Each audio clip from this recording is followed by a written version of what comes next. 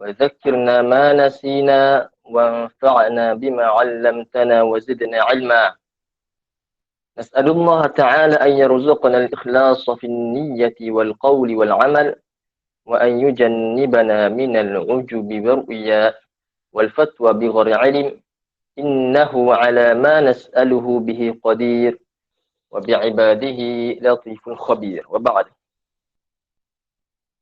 InsyaAllah pada sesi ini kita akan memulakan pembacaan kitab yang sama tapi dalam bahagian tasawuf. Tasawuf secara asasnya adalah melakukan kewajipan dan meninggalkan perkara yang dilarang oleh Allah Subhanahu Wa Taala dan menjauhkan perkara yang dilarang oleh Allah Subhanahu Wa Taala. Ini asas tasawuf.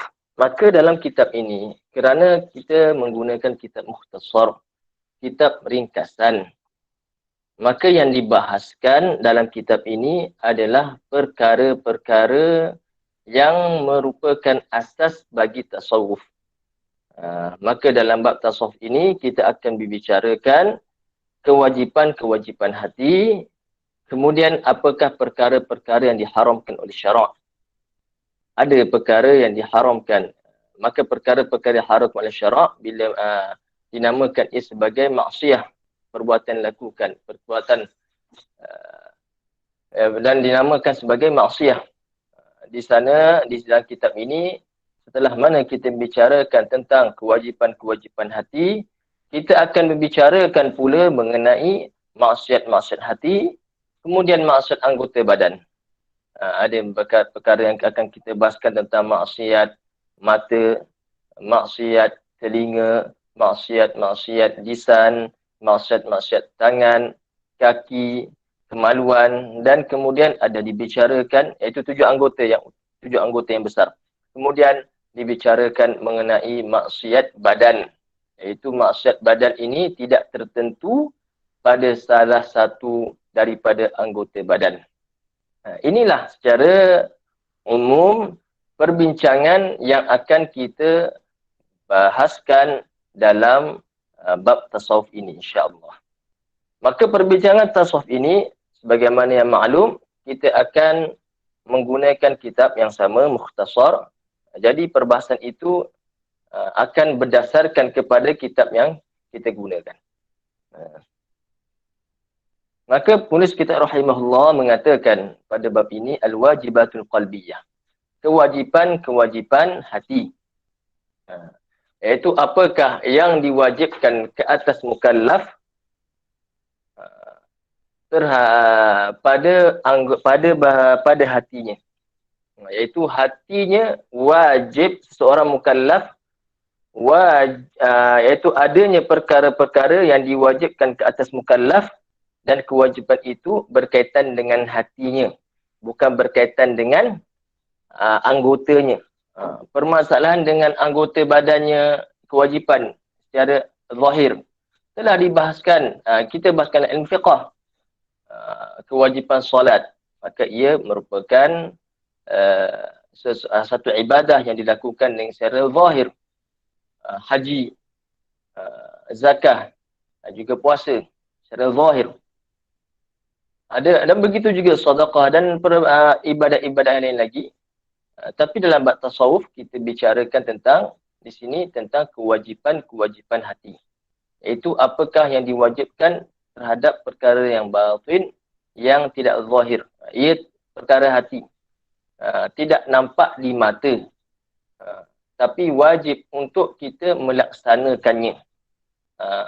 Maka perbuatan-perbuatan ini terzahir, kewajipan-kewajipan yang kita laksanakan dalam hati ini terzahir kesannya pada anggota-anggota badan kita.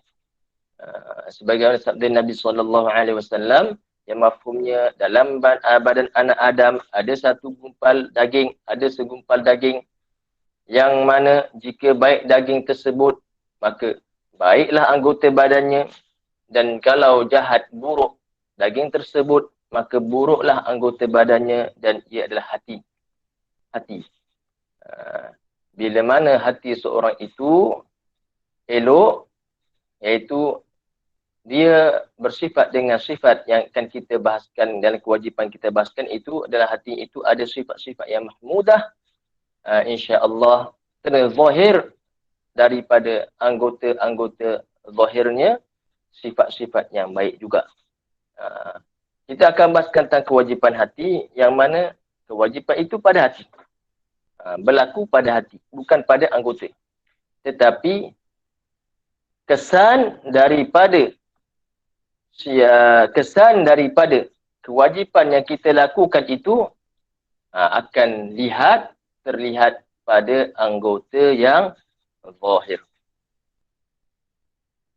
Mu'allif berkata faslun, fasal, iaitu ini satu fasal bicarakan mengenai kewajipan-kewajipan hati minal wajibatil qalbiyah, daripada kewajipan-kewajipan hati adalah al-iman billahi wa bima jaa anillahi wal imanu bi rasulillahi wa bima jaa an rasulillah, adalah beriman dengan Allah dan perkara yang datang atau apa yang datang daripada Allah, dan beriman dengan Rasulullah sallallahu alaihi wasallam dan dengan perkara atau apa yang datang daripada Rasulullah sallallahu alaihi wasallam. Okey. Sebelum kita nak bahaskan tentang kewajipan yang pertama ini, yang mana ia merupakan syarat diterimanya amal. Seseorang seseorang amalnya itu tidak diterima oleh Allah Subhanahu wa taala, melainkan dia merupakan seorang yang beriman. Orang yang kafir, yang tidak beriman, Allah Ta'ala tidak menerima amalannya. Walaupun dia menderma dengan jumlah yang banyak, membantu orang, sekalipun dia membantu orang-orang Islam, sekalipun dia bantu janda-janda, anak-anak yatim, menggunakan duitnya, sekalipun dia buat baik dengan menyiapkan adanya ambulans untuk orang-orang yang sakit, ataupun menubuhkan satu unit untuk menguruskan orang-orang sakit, dia bayar semua. Ataupun bantu orang-orang Islam untuk berniaga sekalipun. Dan ada seorang yang berbangsa Cina yang bukan Muslim, kita dengar viral, dia banyak bantu orang-orang Islam. Sekalipun begitu, kerana dia tidak lagi beriman dengan Allah Subhanahu wa taala, kebaikannya itu tidak diterima sama sekali oleh Allah Subhanahu wa taala. Kerana apa? Syarat untuk diterima amal soleh adalah beriman dengan Allah dan Rasulnya Muhammad sallallahu alaihi wasallam.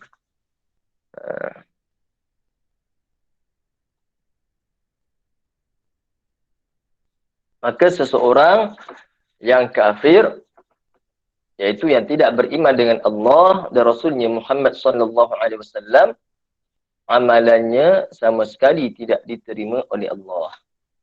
Maka sebab itulah penulis kitab rahimahullah membahaskan kewajipan hati yang pertama yang dibahaskan di sini adalah berkaitan dengan beriman dengan Allah dan perkara yang datang daripada Allah, dan beriman dengan Rasulullah sallallahu alaihi wasallam dan perkara yang datang daripada Rasulullah sallallahu alaihi wasallam.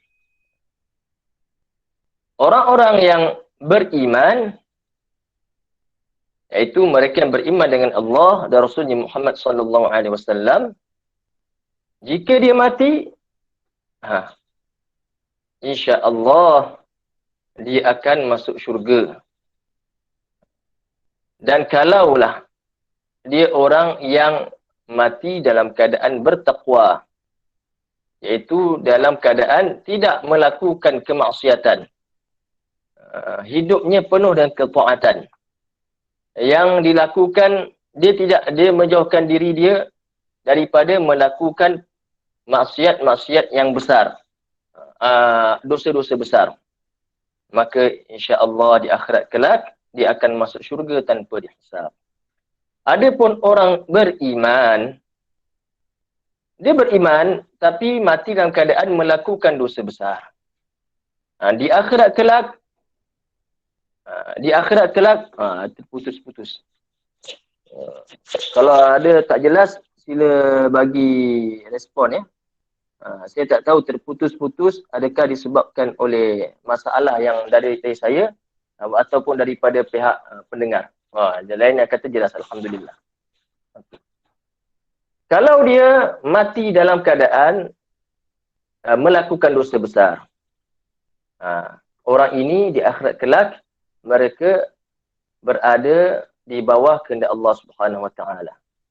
Itu semuanya berlaku dengan kehendak Allah Subhanahu Wa Taala. Cuma yang perbahasan ini kita tak tahu.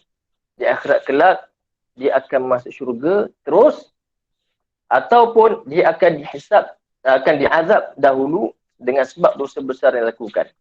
Ini kita tak tahu bagaimana keadaannya. Ini berdasarkan kepada kehendak Allah Subhanahu Wa Taala.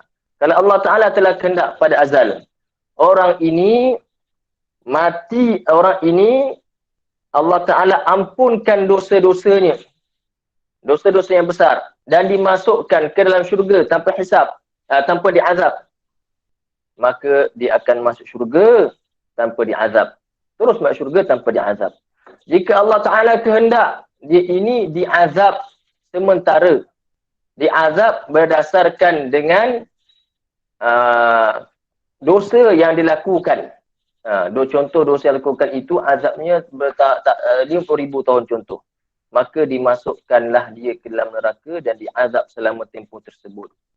Tetapi boleh jadi dia keluar sebelum daripada tempoh tersebut dengan syafaat daripada Nabi, daripada para anbiya, atau daripada ulama-ulama yang beramal, ataupun daripada para malaikat.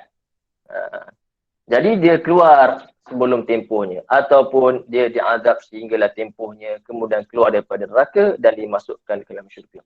Kesimpulannya, dengan sebab dia beriman dengan Allah Subhanahu Wa Taala, dia dimasukkan ke dalam syurga. Tidak akan kekal dalam neraka selama-lamanya. Maka syarat sahnya amal adalah beriman dengan Allah. Ini syarat yang paling utama. Kita syarat paling utama untuk sah amal, beriman dengan Allah dan Rasulnya Muhammad sallallahu alaihi wasallam.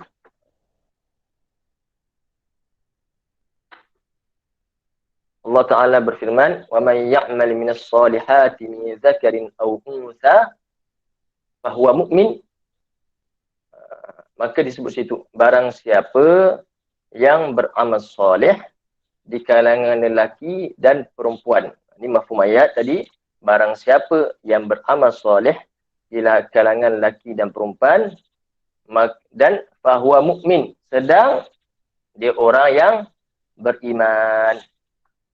Disebut dalam ayat tersebut, yang seterusnya, maka di akhirat kelak dia tidak akan dizalimi walau sedikit pun.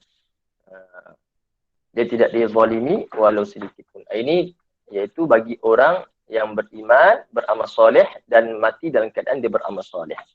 Fahuwa mu'min, syaratnya dia beriman dengan syarat sebab dia beriman dengan Allah, amalnya itu diterima oleh Allah dan dimasukkan ke dalam syurga.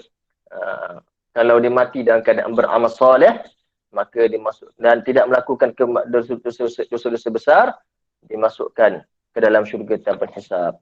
Boleh jadi juga dia melakukan dosa besar, tapi dia bertaubat sebelum dia mati. Ini pun akan dimasukkan ke dalam syurga kerana orang yang bertaubat daripada dosanya seperti orang yang tidak melakukan dosa. Okey. Dan sekarang kita nak perbahasan pertama. Hari ini saya tak nak baca yang banyak daripada kitab ni. Sebab biasanya akan, wallah alam, biasanya akan ada, mungkin akan ada kemasukan yang lain. Jadi saya akan baca sedikit, tapi perbahasannya itu akan diluaskan. Permulaan. Akan datang kita akan baca secara banyak. Tapi dengan syarah yang cukup, yang akan mencukupi bagi pendengar. Sebelum kita nak bahas tentang masalah beriman dengan Allah dan Rasulnya Muhammad sallallahu alaihi wasallam, tadi kita bahaskan bahawasanya iman dengan Allah dan Rasulnya Muhammad sallallahu alaihi wasallam adalah syarat utama untuk diterimanya amal soleh. Kita nak bahas pula, kita nak bahas tentang iman.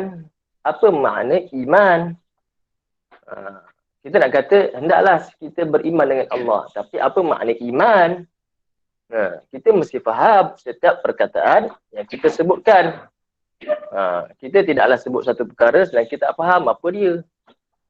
Iman adalah ikrar, berikrar dengan dua kalimah syahadah beserta membenarkan hati dalam hati. Berserta membenarkannya dalam hati. Itu iman secara asal. Seseorang yang ikrar dengan dua kalimah syahadah beserta membenarkan makna dua kalimah syahadah tersebut dalam hatinya, itulah dia iman.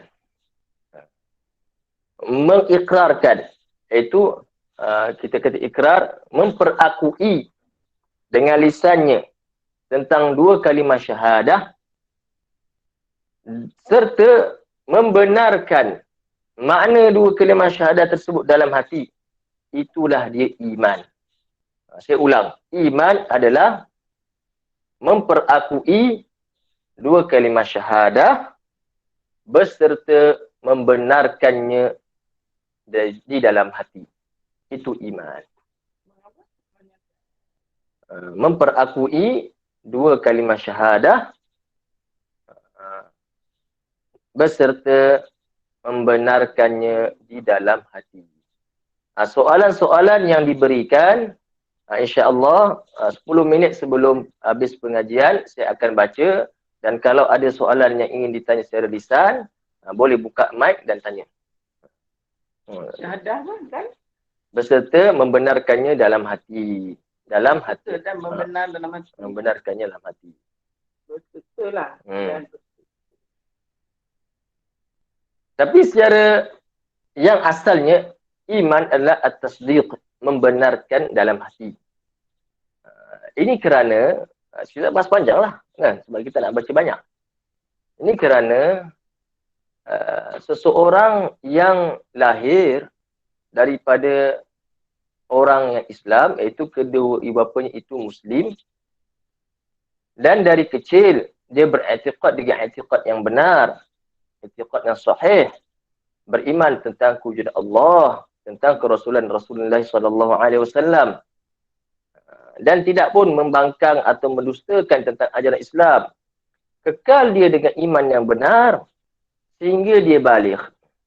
Maka orang ini bila mana dia baligh, kanak-kanak ini yang beriman, lahir daripada kedua ibu bapa yang Muslim, bila mana dia baligh, dia dikira, sekalipun dia belum menyebut dua kalimah syahadah, sekalipun dia belum memperakui dengan lisannya tentang dua kalimah syahadah, dia dikira sebagai orang yang beriman. Tidaklah kita kata, sekarang dah baligh, untuk jadi orang beriman, kamu hendaklah mengucap dua kalimah syahadah. Tidak. Tidak menjadi kewajipan ke atasnya. Ini mengikut pada dalam, tidak menjadi kewajipan ke atas dia untuk mengatakan bila mana dia mengucap dua kalimah syahadah, barulah dia menjadi orang beriman. Tapi yang kita bahaskan ini, iman seorang yang bukan lagi Muslim. Seorang yang bukan Muslim, jika dia mau menjadi orang yang beriman, hendaklah dia memperakui dua kalimah syahadah dengan lisannya dan membenarkan makna dua kalimah syahadah di dalam hatinya. Kalaulah seseorang yang kafir, dia beriman, dia membenarkan dalam hatinya tentang kewujudan Allah Subhanahu wa taala. Dia i'tiqad, yaqin Allah taala wujud. Dia yakin Allah taala pencipta setiap sesuatu. Dia yakin tentang kerasulan Rasulullah sallallahu alaihi wasallam. Yakin. Dan dia tidak syak. Tapi dia belum lagi mengucap dua kalimah syahadah. Orang ini tidak lagi dikira sebagai mukmin, sebagai Muslim. Dia nak jadi Muslim, mukmin, hendaklah dia mengucap dua kalimah syahadah. Yang kita bahaskan ini, orang yang kafir. Orang yang kafir yang mau menjadi Muslim. Yang kita bahaskan pertama tadi, yang dia tak perlu ucap 2 kalimah syahadah, sedang dia beriman dengan Allah dan Rasulullah, ini perbahasan tentang orang yang kanak-kanak yang lahir daripada ibu bapa yang muslim. Dan dia membesar dengan akidah yang benar. Bila mana dia telah baligh, jadi mukallaf, maka tidak wajib ke atas dia untuk mengucap 2 kalimah syahadah, untuk mengatakan bila mana mengucap 2 kalimah syahadah, jadilah dia orang yang mukmin. Tidak. Tapi di sisi mazhab Syafi'i, wajib ke atasnya untuk mengucap 2 kalimah syahadah dalam solatnya, untuk sahkan solatnya. Faham Okay. Itu perbahasan tentang makna iman. Jadi iman asasnya ialah membenarkan dengan hati. Iman maknanya al-i'tiqadul jazim. I'tiqad yang putus. Kita bahas makna-makna banyak. Tadi dengan satu makna. Sebab ulama memberikan makna-makna pelbagai. Secara kesimpulannya, iman adalah i'tiqad yang putus, yang tidak ada keraguan padanya. Bila mana kita bahas tentang iman, iaitu kita bahas tentang keyakinan. Keyakinan yang putus, yang tidak ada syak padanya. Jadi makna al-imanu billah, iaitu i'tiqad yang putus, keyakinan yang putus, yang tidak ada syak padanya. Yang putus maknanya putus, tidak ada syak padanya. Kita tak adalah kita kata, betul ke Allah Ta'ala wujud? Betul ke Rasulullah itu, Nabi Muhammad itu Rasul, utusan Allah? Tak ada syak. Walau sedikit, walau sekelumit pun tak ada syak. Itulah dikatakan iman.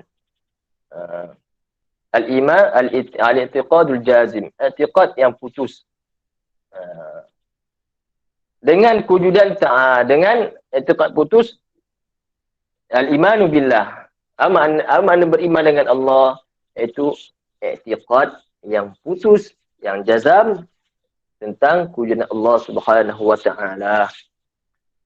Bila mana kita bahas tentang beriman dengan Allah, di sana ada 2 asas yang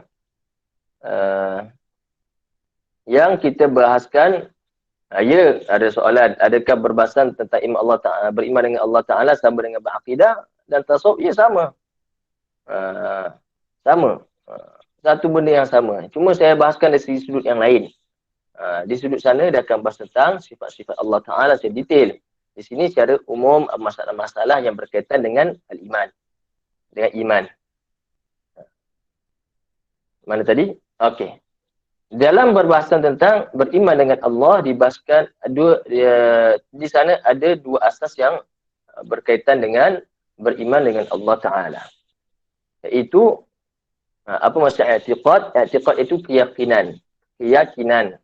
I'tiqad yang putus iaitu keyakinan yang putus, yang tidak ada syak.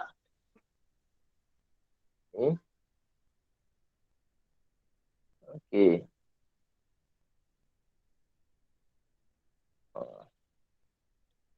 Ada soalan penting ni.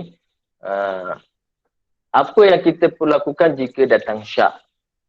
Okey, untuk sesi ni, sebelum saya masuk pada masalah asas beriman dengan Allah Ta'ala, saya akan jawab soalan-soalan ini. Soalan dia, macam mana seorang itu yang selalu buat dosa seperti bermaksiat tapi selalu bertaubat, namun bila saat sakaratul maut dia tidak sempat untuk bertaubat kembali, adakah taubat-taubat sebelum itu tidak dikira? Ini masalah tentang taubat. InsyaAllah masalah taubat kita akan bahaskan dalam bab taubat di hujung nanti. Namun di soal, dan saya akan jawab secara ringkas. Seorang yang bertaubat daripada dosa yang dilakukan, dan dia bertaubat dengan taubat nasuha, iaitu betul-betul taubat. Ada cukup syarat-syarat taubat yang kita akan bahaskan, iaitu dia meninggalkan dosa yang dilakukan. Dia menyesal dengan perbuatan dosa yang dilakukan. Menyesal. Kerana apa? Kerana dia melakukan kemaksiatan pada Allah Ta'ala. Bukan menyesal sebab orang tahu maksiat dia, terbongkar maksiat dia pada pandangan orang ramai. Tidak. Tapi kerana dia melakukan kemaksiatan pada Allah Ta'ala. Kerana dia menderhakakan Allah Ta'ala, dia menyesal. Dan dia syarat kedua, meninggalkan kemaksiatan dilakukan, Yang ketiga, berazam untuk tidak mengulanginya. Azam.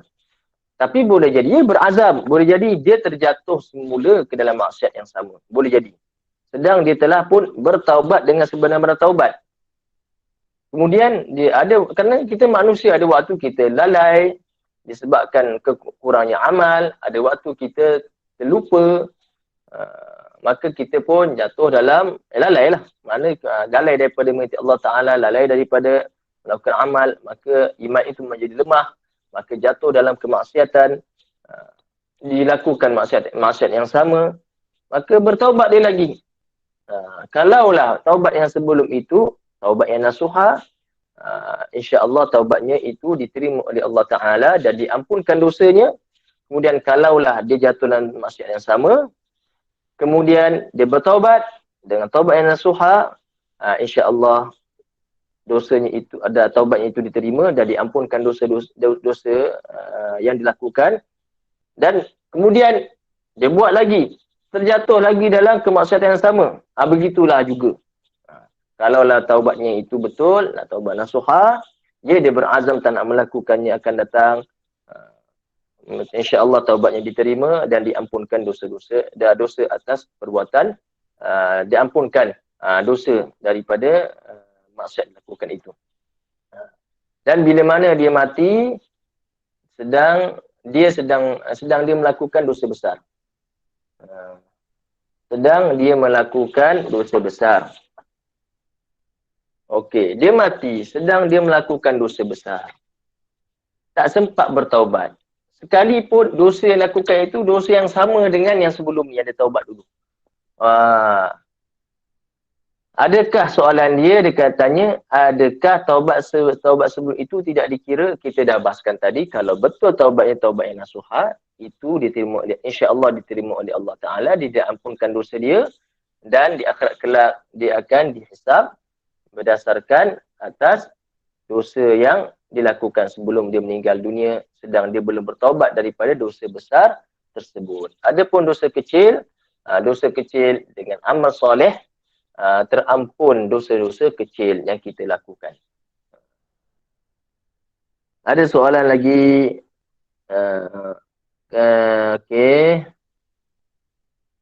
Okey.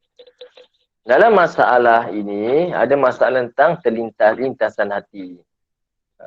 Banyak soalan ni. Soalan-soalan yang datang. Okey. Kita sebutkan tadi tentang syak. Syak tak sama dengan lintasan hati. Syak iaitu ragu-ragu. Bahasa Melayu ni ragu-ragu. Ragu-ragu ini perbuatan hati. Iaitu kita yang mendatangkannya. Dengan sebab tentu kita duk main-main, contohnya, datang lintasan hati, contohnya, datang lintasan hati. Lintasan hati, ia bukan syak. Seseorang boleh saja terlintas dalam hati dia, terlintas dalam hati dia, bahawasanya Rasulullah tu boleh jadi membohong, boleh jadi terbohong, berbohong. Sedangkan seorang yang i'tiqad Rasulullah tu berbohong, iaitu kafir. Terlintas saja, kemudian dia pun tolak lintasan hati tersebut. Lintasan hati ni boleh jadi datang dengan bisikan syaitan, boleh jadi apa saja boleh jadi berlaku lintasan hati. Ia bukanlah kerja, dia bukan sesuatu yang dia nak datangkan dari hatinya. Adapun syak, ia sesuatu yang datang dari hati dia. Contohnya datang, biasanya dia terhasil dari perlintasan hati. Setelah dia bermain dengan lintasan hati, maka datang syak tersebut. Masalah yang sama, datang lintasan hati Rasulullah boleh saja berbohong, maka dia pun fikir, boleh jadi juga Rasulullah berbohong, boleh jadi tak berbohong. Dia duk main situ. Sampai datang, Rasulullah boleh jadi berbohong. Boleh jadi. Dalam hati dia. Boleh jadi juga tak berbohong. Tidak yakin tentang kebenaran Nabi. Sebab bila mana kita kata orang ni boleh saja berbohong, boleh saja tak berbohong, bermakna tidak yakin dengan kebenaran seorang tersebut. Contoh, maka bila datang syak, jatuh dia kufur. Begitu juga orang yang terlintas dalam hati dia sebab datang masalah, kemudian sebabkan masalah yang banyak, dia tak ada orang bantu dia, maka terlintas dalam hati dia, Allah Ta'ala tak wujud ke? Sebab tak nak bantu aku. Terlintas. Maka cepat-cepat dia tolak lintasan hati tersebut dan dia tetapkan hatinya Allah Ta'ala itu wujud. Dan ini merupakan merupakan ujian daripada Allah Ta'ala. Jika aku bersabar, insya-Allah bagi aku darjat yang tinggi. Jadi, seorang itu jangan dia bermain-main, jangan dia melayan lintasan hatinya. Kerana lintasan hati yang buruk, bukan yang baik. Lintasan hati yang buruk, lagi-lagi berkaitan dengan akidah. Jika seorang itu jatuh dalam kena syak tentang perkara-perkara yang boleh jatuh ke kufuran, maka jadi dia orang yang kafir. Jadi tidak boleh ada syak tentang kewujudan Allah Subhanahu Wa Taala. Ragu-ragu. Ragu-ragu jadi, betul ke wujud Tuhan? Betul ke tak wujud Tuhan? Ragu-ragu. Adapun lintasan hati saja, itu tidaklah memberi kesan terhadap keimanan seseorang. Harap faham, harap jawapan ini memberi faham pada yang bertanya. Okey. Kalau faham soalan, jawapan yang diberi, penyoal sila jawab. Alhamdulillah faham. Boleh ke kalau kita bersama cuba perbaiki diri sendiri untuk dekat dengan Allah? Boleh ke Ustaz kalau kita bertaubat selalu pada masa sama, dia cuba perbaiki diri sendiri untuk baguslah. Dia bertaubat daripada dosa yang lakukan dalam masa sama, dia melakukan perkara-perkara yang boleh mendekatkan diri dia dengan Allah dengan maksud, jadi kata dekatkan diri dengan Allah Ta'ala dengan maksud membantu dia untuk banyak mengasihi Allah Subhanahu Wa Ta'ala dan membantu dia untuk menjadi kuat melakukan amal soleh. Bila kita kata mendekatkan diri pada Allah, bukan maksud Allah Ta'ala itu jadi dekat dengan kita dari segi jarak. Tidak. Allah Ta'ala maha suci daripada bertempat dan daripada berjisim. Sesuatu yang dekat dengan kita dari segi jarak, benda tu ada berbentuk. Kalau saya sekarang ni dekat dengan kitab ni, yang dekat dengan si kitab ni, bermakna di sana ada jarak antara saya dengan kitab. Dan bila mana kata ada jarak antara saya dengan kitab, bermakna ada penghujung bagi diri saya dan ada penghujung bagi kitab ini. Bila mana kedua-duanya ada penghujung, jarak di antara dua penghujung itu yang kita katakan dekat ataupun jauh. Kalau saya letak kitab ni jauh daripada diri saya, itu bermakna jarak antara dua penghujung, jarak antara diri saya dan kitab antara penghujung diri saya dan kitab tersebut jauh. Itu perkiraan, itu cara kita memahami jarak. Adapun perbahasan tentang dekat dan jauh dari segi jarak. Adapun Allah Subhanahu Wa Taala bila kita kata amalan ini boleh mendekatkan diri kita kepada Allah Ta'ala dengan maksud amalan ini boleh membantu kita untuk mengingatkan kita kepada Allah Subhanahu Wa Ta'ala dan membantu kita untuk melakukan amal soleh pada Allah Subhanahu Wa Ta'ala, bukan dengan maksud dekat dari segi jarak. Kerana Allah Ta'ala maha suci daripada tempat dan daripada arah dan daripada berjisim. Itu akidah orang Islam. Okey. Dah habis dari situ untuk jawab soalan-soalan yang ditanyakan.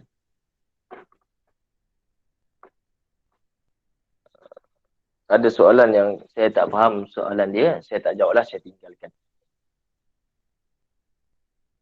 Okey.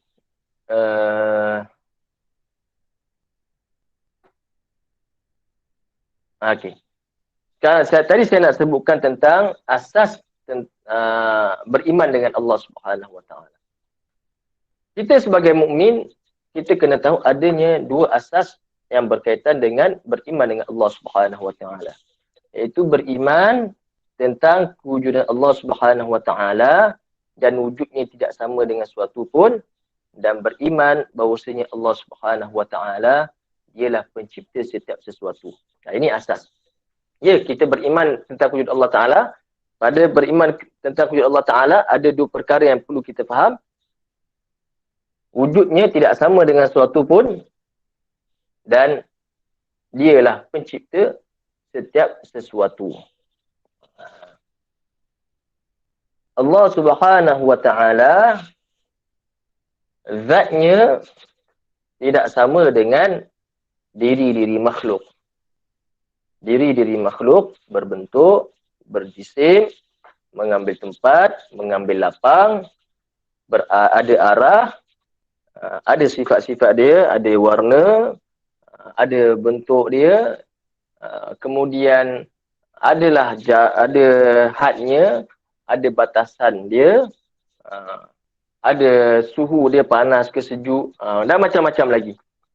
Ini diri makhluk. Adapun zat Allah Ta'ala itu, hakikat Allah Subhanahu Wa Ta'ala tidak sama dengan kita dan tidak boleh kita membayangkan tentang zat Allah Subhanahu Wa Ta'ala.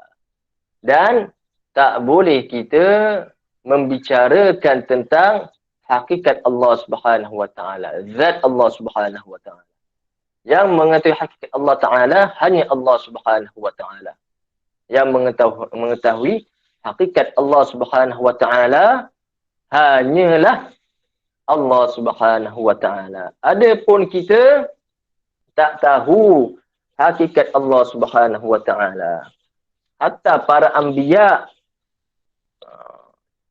nabi-nabi ya ulul azmi, Nabi kita Muhammad sallallahu alaihi wasallam sekalipun, manusia yang makhluk yang paling mulia, Jibril yang merupakan penyampai wahyu yang mendengar sendiri kalam Allah Subhanahu Wa Ta'ala, Jibril sekalipun tidak mengetahui hakikat Allah Subhanahu Wa Ta'ala. Allah Subhanahu Wa Ta'ala sifat-sifatnya tidak sama dengan sifat-sifat kita. Tidak ada satu pun makhluk yang bersifat dengan sifat Allah Ta'ala dan tidak ada satu pun makhluk bersifat dengan satu sifat yang sama dengan sifat Allah Subhanahu Wa Ta'ala. Dan begitu juga Allah Subhanahu Wa Ta'ala tidak sama dengan makhluknya pada perbuatan. Maknanya pada perbuatan, iaitu ini berbahas pada masalah yang kedua, iaitu hanya dia sahaja yang mencipta. Hanya dia sahaja yang menjadikan suatu daripada tiada kepada ada. Alam ini asalnya tiada, kemudian menjadi ada. Siapa yang menjadikan alam ini daripada tiada kepada ada? Allah. Kita sendiri, kita ni manusia. Sebelum Allah Ta'ala menjadikan manusia yang pertama, namanya Adam. Nabi Adam AS, Nabi dan Rasul yang pertama. Sebelum Allah Ta'ala menjadikan Adam, wujud tak manusia? Tak wujud lagi. Bila mana Allah Ta'ala menciptakan manusia yang pertama yang namanya Adam, maka wujudlah manusia. Jadi, sebelum wujudnya Adam, manusia tiada. Maka difahami, Allah dialah yang mencipta, iaitu yang mengeluarkan manusia daripada tiada kepada ada. Faham? Adapun kita, manusia, tidak pun menciptakan, iaitu tidak pun menjadikan suatu daripada tiada kepada ada. Tak. Hatta sehingga perbuatan kita yang kita lakukan, angkat tangan, angkat kepala, geleng kepala, gerakan jari, pergerakan lisan kita ke mana kita bercakap, semuanya ini berlaku dengan ciptaan Allah Subhanahu Wa Ta'ala, bukan dengan ciptaan kita. Dan perbahasan tentang ini insya-Allah tuan-tuan semua, pendengar semua akan ambilnya dalam perkara akidah secara detail. Ini sini sebab saya sebut yang akan dibahas ini secara yang akan dibahas di sini. Detail-detail dia itu akan dibahaskan dalam ilmu akidah, dalam bab akidah. Jadi seorang yang mukmin, orang yang beriman dengan Allah, mestilah dia yakin Allah Ta'ala tidak sama sesuatu pun dengan makhluk ciptaannya. Kalau dan mestilah dia yakin pencipta hanyalah Allah Subhanahu Wa Ta'ala. Kalaulah diiktiqad adanya diiktiqad bahawasanya Allah Ta'ala sama dengan makhluk, ada sifat yang sama dengan makhluk. Contoh diiktiqad Allah Subhanahu Wa Ta'ala itu berjisim, ada rupa bentuk, atau seperti seorang itu i'tiqad Allah Subhanahu Wa Ta'ala seorang tua yang ada jambang putih, janggut putih. Contoh. Ini i'tiqad golongan yang menjisimkan Allah Subhanahu Wa Ta'ala. Dan ini dibukukan oleh, disebut dalam buku-buku para ulama. Ini bukan saya sebut contoh-contoh yang dongeng, tapi contoh yang berlaku. Atau i'tiqad Allah Ta'ala itu seorang lelaki tapi tak ada misai, tak ada bulu di atas mukanya. Atau i'tiqad Allah Ta'ala dia seorang lelaki tapi tak ada alat kemaluan. Atau i'tiqad Allah Subhanahu Wa Ta'ala dia ada tangan, ada kaki, ada muka, ada banyak mata. Ini semua i'tiqad yang menyamakan Allah Ta'ala dengan makhluk. Atau i'tiqad Allah Ta'ala itu turun daripada satu tempat kepada tempat yang lain. Berlari contoh, tidur, makan, minum, mengambil ruang, mengambil tempat. Ini semua i'tiqad yang menyamakan Allah dengan makhluk. Seseorang yang menyamakan Allah dengan makhluk, maka dia tidak maka di asas iman yang pertama kita sebutkan tadi, dia tidak melaksanakannya.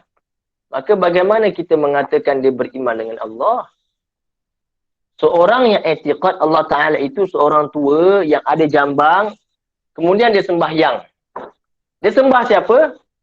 Dia sembah yang dia sangkakan orang tua yang berjambang tersebut. Dia tidak sembah Tuhan yang kita i'tiqadkan. Bagaimana kita mengatakan dia ni mukmin juga sebab dia sembahyang?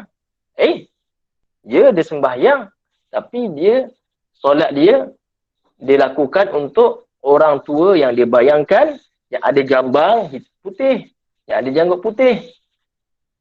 Dia bukan mukmin, bukan Muslim.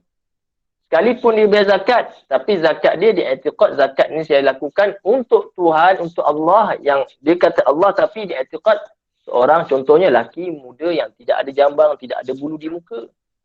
Sedangkan Allah Ta'ala berfirman dalam Quran, laisa kamitslihi syai', dia tidak sama dengan sesuatu pun. Walam yakul lahu kufuwan ahad, tidak ada sesuatu pun yang sama dengan Allah Subhanahu Wa Ta'ala. Maka ayat ini jelas mengatakan Allah Ta'ala tidak sama dengan makhluk ciptaannya. Kalau dia i'tiqad Allah Ta'ala sama dengan makhluk ciptaannya, maka asas iman yang dengan Allah Ta'ala yang pertama tadi, dia tidak melaksanakannya, maka dia bukan lagi mukmin, bukan lagi Muslim. Belum lagi mukmin, belum lagi Muslim kalau dia orang kafir. Kalau dia mahu jadi orang mukmin, orang Muslim, hendaklah dia beriktikad sebagaimana i'tiqad orang Islam, iaitu i'tiqad Allah Ta'ala tidak sama dengan sesuatu pun. Ini perbahasan ini dah dalil dia, itu akan dibahaskan dalam bab akidah. Bukan di sini tempatnya untuk kita bahaskan. Sebab kita nak bahaskan tentang apa kewajipan dia, berhati. Dan wajib kita lagi bahaskan, dia kata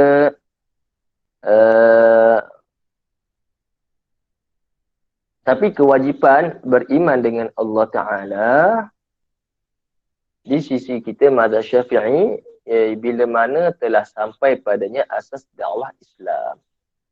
Bila mana telah sampai padanya asas dakwah Islam, iaitu kalimah la ilaha illallah Muhammadur Rasulullah. Seseorang yang hidup di hutan, Tarzan contohnya, tak pernah jumpa dengan manusia dari lahir, duduk dengan monyet, duduk dengan gorila, makan dengan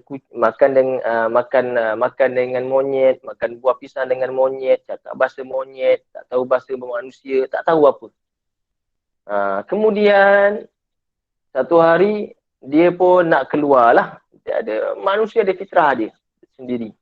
Dia tengok tak sama pun, dia besar sikit tak tengok. Monyet tak sama pun dengan muka dia. Dia ni boleh jadi elok. Dia kan mula berfikir dia ni bukan daripada bangsa monyet. Bukan daripada kaum monyet. Maka dia pun keluar daripada hutan. Carilah berjumpa dengan manusia. Berjumpa dengan manusia.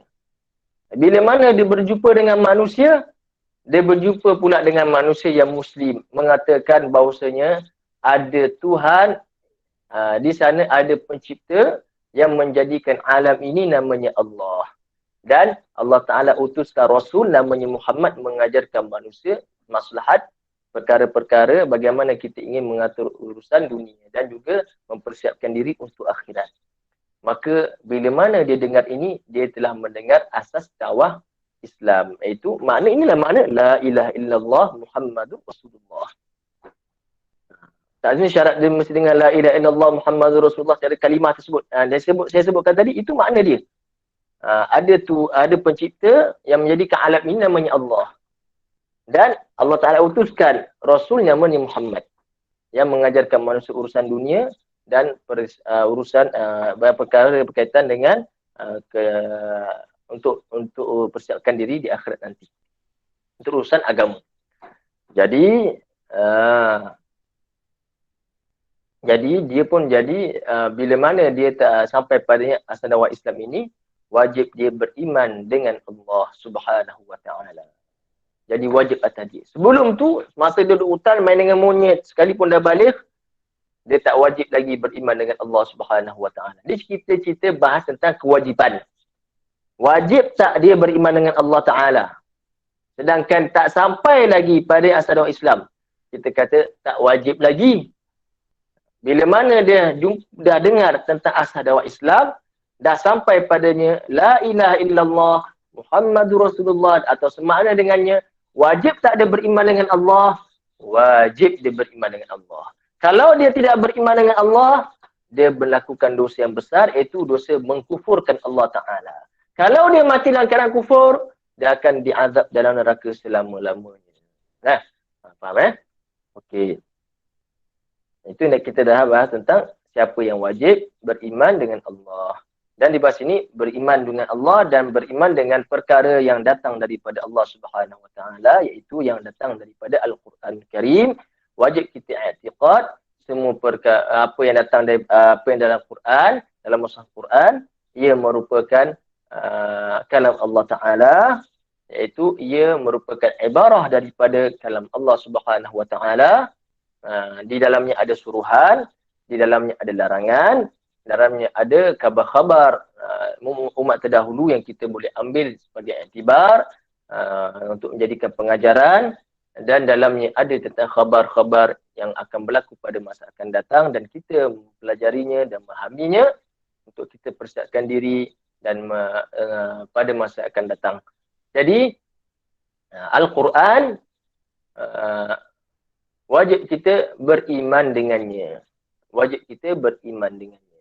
Dan dia akan bahaskan tadi, wajib beriman, wajib cinta Quran di sini dengan apa yang datang daripada Allah Ta'ala, iaitu yang datang daripada Allah Ta'ala melalui Nabi Muhammad SAW, iaitu apa yang sekarang berada di tangan kita, mushaf Al-Quran. Dan beriman dengan Rasul SAW, iaitu beriman dengan Nabi kita Muhammad SAW, dan beriman dengan apa yang datang daripada Rasulullah SAW, iaitu beriman bahawasanya apa yang datang daripada Nabi SAW semuanya benar, dan beriman bahawasanya Nabi tidak berbohong sama sekali terhadap apa yang disampaikan. Jadi asas iman, sahnya iman seorang itu bila mana dia beriman dengan Allah, dan kita bahaskan bagaimana beriman dengan Allah Ta'ala, disertakan dengan beriman dengan Rasul SAW, dengan Nabi kita Muhammad SAW.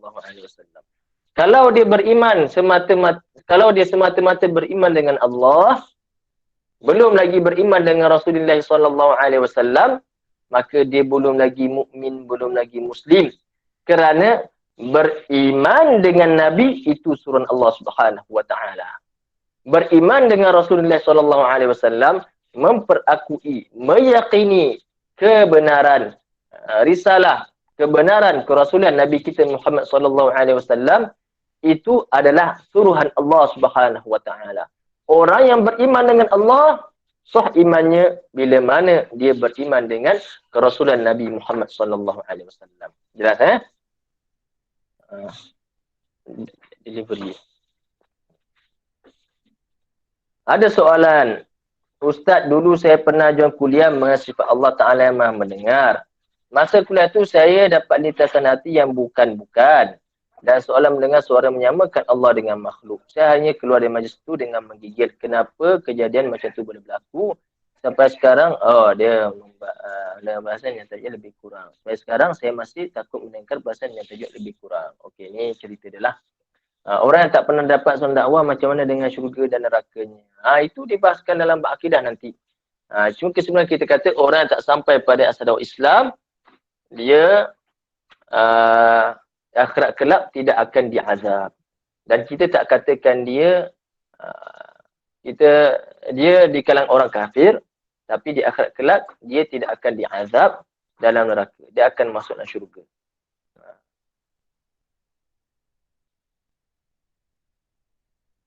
Okey.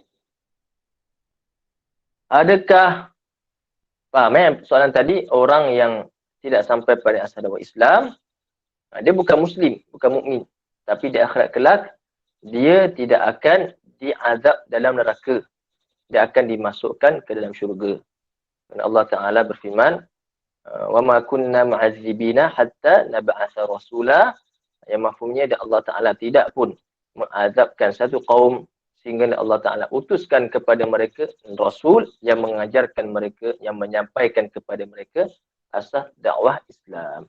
Ini yang saya sebutkan, ini adalah pendapat, pandangan jumhur ulama ahli sunnah wal jamaah. Adakah dikira telah sampai dakwah jika si kafir mendapat maklumat Allah Islam dari media masa saja, tiada orang yang mengajaknya secara khusus? Sampai. Bagaimana sampai ni, iaitu dia dengar. Dia dengar ataupun dia membaca perkara tersebut, sampailah. Tak mesti orang beritahu. Sesuatu khabar itu boleh sampai kepada kita sama ada dengan kita mendengar, sama ada dengan kita melihat, atau melihat dengan kita baca maklumat-maklumat tersebut. Itu boleh sampai pada kita dengan melihat, dengar dan dengan melihat. Dengan melihat dari cara jalan mana? Boleh jadi dengan daripada media massa, daripada bacaan, dan melihat dengan cara bacaan, atau mendengar daripada orang yang mengkhabarkan kepada orang tersebut, boleh jadi. Iqtisad tadi apa maksudnya? Iqtisad, saya sebut i'tiqad keyakinan, ya. I'tiqad maknanya keyakinan. Minta apa benda urusan tentang tasawuf Imam Al-Halal Syekh Sijinah, terima kasih. Soalan masalah tentang tu bukan di situ tempat untuk kita bahas. Di sini kita bahas asal tasawuf. Apa dia, insya-Allah kita akan bahaskan. Sikit-sikit soalan-soalan yang saya tak mau jawab sekarang, mungkin saya akan jawabkan dalam perbahasan yang akan datang. Jangan risau. Macam kita umat akhir zaman, bagaimana kita akan diazab di akhirat kelak jika kita kena fitnah akhir zaman semakin. Tidak. Seorang itu akan diazab, setiap orang, sama ada daripada kalangan orang yang hidup di zaman Nabi atau setelah kewafatan Nabi, ataupun ataupun pada zaman turunnya Nabi Isa, ataupun setelah wafatnya Nabi Isa, semuanya manusia akan dihisab. Semuanya akan dihisab berdasarkan amal yang dilakukan. Tidaklah umat akhir zaman ini kerana banyaknya dugaan dan fitnah yang berlaku, maka lebih banyak dosa yang tidak berlaku. Kalaulah lagi banyak fitnah yang berlaku dan dia bersabar dan melakukan perkara-perkara yang menyelamatkan diri dia daripada fitnah tersebut, dan menjauhkan diri daripada jatuh dalam fitnah akhir zaman. Fitnah ni bukan makna fitnah orang cerita tak. Fitnah ni cubaan atau kita kata ujian akhir zaman. Dengan sekarang contohnya dengan adanya macam-macam muamalat yang tidak berbetulan dengan syarak, jual beli yang caranya tidak berbetulan dengan syarak, contohnya pergaulan yang tidak berbetulan dengan syarak, sistem-sistem yang tidak berbetulan dengan syarak, maka dia berusaha bersungguh-sungguh untuk menjauhkan diri dia daripada terjerumus dengan muamalat yang haram, pergaulan yang haram, apa lagi, masuk dalam sistem-sistem yang haram. Jadi perbuatan dia menjauhkan diri daripada benda-benda haram ini bagi pahala. Dan dia sibukkan dengan melakukan amal soleh. Amal soleh bukannya sembahyang, kemudian hal macam ilmu, mencari nafkah yang halal, itu amal soleh. Nafkah halal untuk beri nafkah yang wajib kepada ibu bapa yang miskin, atau kepada anak yang miskin, atau kepada isteri jika dia berkahwin, itu merupakan amal soleh. Atau bekerja bersungguh-sungguh, bekerja untuk menguatkan, memperkukuhkan orang-orang Islam dari segi ekonomi. Ini semua amal soleh. Amal soleh bukanlah hanya tertumpu pada amal yang khusus yang kita maklum.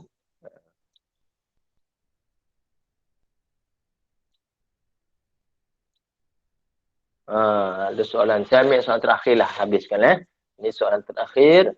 Qalbun salim. Masuk qalbun salim. Qalbun salim, hati yang sejahtera. Yang sejahtera daripada sifat-sifat yang keji yang kita akan bahaskan. Sifat-sifat yang iaitu sejahtera daripada maksud-maksud hati yang kita akan bahaskan. Lintasan itu letaknya di mana? Lintasan itu letaknya di hati. Letaknya di hati. Lintasan tu jadi bagaimana? Saya rasa ni boleh jadi, sebab saya tak boleh nak jawab bagaimana terjadi kerana ia berlaku pada diri kita secara boruri. Kita terasa dengan perasaan kita tahu. Dengan duduk, lintasan contoh tengok je jiran sebelah. Datang jiran sebelah balik dengan sofa baru. Datang lintasan hati. Saya pun nak beli sofa baru. Dan lintasan hati je. Tapi tak ada pun nak beli. Lintasan hati. Nak beli sofa baru lah. Lintasan hati. Tapi dia tak pun nak beli. Lintasan saja. Itu berlaku. Nampak buka Facebook. Tengok ada orang jual-jual macam-macam cantik. Datang lintasan hati. Atau buruk datang hati. Datang lintasan hati. Kutuk contohnya. Kemudian dia tolak. Jangan saya boleh kutuk orang ni. Lintasan hati. Lintasan hati boleh berlaku. Lintasan hati. Benda bukan kita yang nak datangkan. Lintasan hati. Contoh biasanya syaitan dia akan kata, wujud ke Tuhan, dia akan lintaskan. Maka cepat-cepat kita tolak lintasan hati tersebut yang tidak baik. Lintasan hati yang baik, dia kena buat. Contoh lintasan hati, tengok orang miskin, lintasan hati. Aku nak tolong dia lah. Terlintas. Maka cepat-cepat kita lakukan supaya tidak hilang lintasan hati tersebut. Amal soleh, lintasan hati yang baik, segera kita lakukan. Lintasan hati yang buruk, segera kita tolak. Faham? Saya harap soalan ni faham. Kalau datang lintasan hati berkaitan tentang wujud Allah Ta'ala atau tak wujud, terus kita tolak lintasan hati itu dan kata, aku beriman dengan Allah dan Rasulnya Muhammad SAW. Amantu billahi wa rasulih. Boleh saya sebut, a'udzubillahi minasyaitanirrajim. Amantu billahi wa rasulih. Aku beriman dengan Allah dan Rasulnya. Seorang yang takut dengan azab dan Allah Ta'ala, itu satu antara perkara-perkara yang perlu ada dalam hati seorang mukmin. Takut dengan azab Allah Ta'ala, dan itu akan dibahaskan dalam kewajipan hati ini insya-Allah. Takut dengan Allah Ta'ala, takut dengan azab Allah Ta'ala dan mengharapkan redha Allah Subhanahu Wa Ta'ala. Itu antara perbahasan yang kita akan bahaskan dalam kewajipan hati. Wajib dalam hati kita ada rasa takut dengan azab Allah Subhanahu Wa Ta'ala, kerana ini akan membantu kita untuk menjauhi dosa-dosa. Dan adanya mengharap rahmat Allah Ta'ala, dan ini akan meningkatkan kita untuk melakukan amal soleh. Itu saja perbincangan kita pada pagi ini.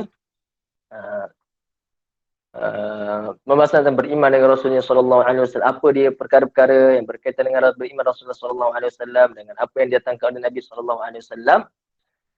Saya semua bahas tentang maksud dia adalah beriman dengan kebenaran yang datangkan daripada Rasulullah SAW. Tentang detailnya, itulah akidah. Dan di sana tadi ada tanya apa makna jazam. Jazam maknanya putus. Contoh saya kata, saya telah memutuskan perkara tersebut sekian-sekian. Maknanya saya tak ada syak, tak ada ragu. Itu putus. Apa keputusan kamu? Keputusan saya begini-begini. Itu putus. Maknanya dia tidak ada ragu-ragu, tidak ada syak wasangka. Putus. Itu makna i'tiqad yang putus. Yang putus. Yang tidak ada lagi dah syak wasangka. Contoh kita kata, ini keputusan saya yang putus. Itu dia tak ada syak lagi dah pada keputusan dia. Tidak ada ragu-ragu lagi dah. Faham itu saja untuk perbincangan kita pada pagi ini, tengah hari ini. Dan semoga Allah Ta'ala memberikan kefahaman kepada kita. Dan saya harap pada minggu akan datang, yang hadir dalam majlis ini boleh kekal terus bersama dengan kita dalam majlis ini. Dan hadir sehinggalah akhir kepada program ini. Hari ini saya tak baca banyak, supaya kalau ada kemasukan yang akan datang, dia tidak rasa terlepas yang banyak. Sebab perkara yang beriman dengan Allah Rasulnya, itu dia akan faham nanti pada akidah nanti insya-Allah. Wallahu subhanahu wa ta'ala a'lam. Wallahu subhanahu wa ta'ala a'lam. kita akhir dengan tahlil dan salawat Nabi sallallahu alaihi wasallam. La ilaha illallah. Allahumma salli ala sayyidina Muhammad wa ala alihi wa sahbihi sallim. Rabbi ighfir li wal mu'minina wal mu'minat. Rabbi ighfir li wal mu'minina wal mu'minat. Rabbi ighfir li wa li walidayya wa lil mu'minina wal mu'minat. Assalamualaikum warahmatullahi taala wabarakatuh. Waalaikumsalam warahmatullahi wabarakatuh. Baik, alhamdulillah.